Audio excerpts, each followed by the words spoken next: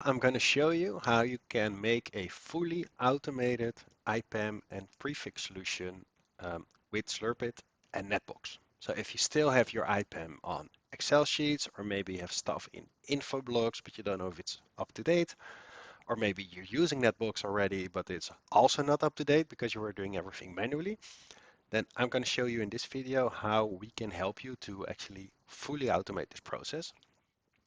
And to start with, Slurpit is collecting data, IP addresses, prefixes, and you can see it all comes in here. And what we did is that we have this plugin for Netbox where we can sync this data, but we made the plugin now a little bit smarter so we can also put the data in the right spots. And I'm going to show you in this video how you do it. So first you go to settings, you go to the plugin, and here you can configure your setup toward Netbox.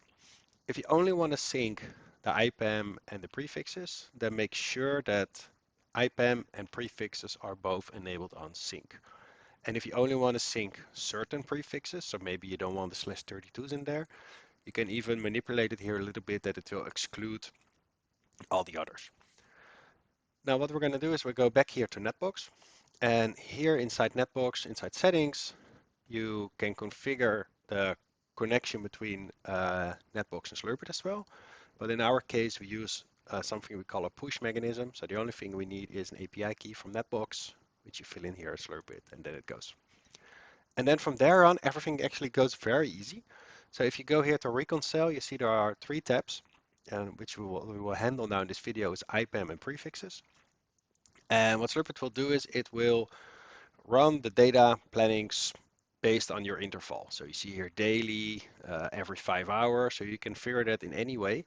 And the moment such a planning is running and new data comes in and it matches the IPAM or the prefix ones, it's automatically being sent to Netbox. So you will see when you start a planning that data comes in here slowly. And for this video, we're going to trigger it actually manually. So the moment the collections are finished, it's stored in MongoDB, it's our database. And what we can do with this sync button, mainly for testing purposes, is that we can actually trigger a sync and say like, hey, get me the latest data. So that's what it's doing now. And you see that stuff here comes in. It includes, in this case, both interfaces and prefixes as well, but it doesn't matter. And now what normally happens is that there is an automated job that will send this data in batches of 10, 20,000 automatically every minute to Netbox. But we can also trigger it manually by clicking this button for the video purposes. And it's gone. Now, if I go back here to Netbox, you actually see that the data comes in. So here you see all the IP addresses coming in, even the VRFs, because it's VRF aware. And you can see that the action is actually adding. And if there is a DNS name, you'll see the DNS name in here as well. But in my setup, I don't have DNS server. And everything is now added as /32. That's because the prefixes don't exist yet. So when we send the data, we don't know yet. Is it /32? Is it /24? But that's not a problem because it will automatically correct. So what we will do is we will uh, allow all those new IP addresses in. And you select all, you click on accept. And it's now being added to Netbox. So it's good to know this is a separate table on the side. It's kind of like a shadow table. And the moment you do select all, you clicked on accept, it's being added toward Netbox. And depending on your system, it can take a minute or two before it's in. And now it's added, we're going to do the same for the prefixes. So you see here I have two prefixes for my local network. I add them as well. And now we have the IPAM addresses, we have the prefixes, but the IPAM addresses have the wrong prefix, it's /32.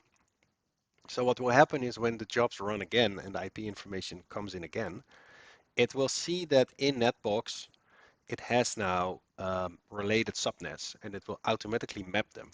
So if you already have prefixes in Netbox, it will already automatically put them in the right position.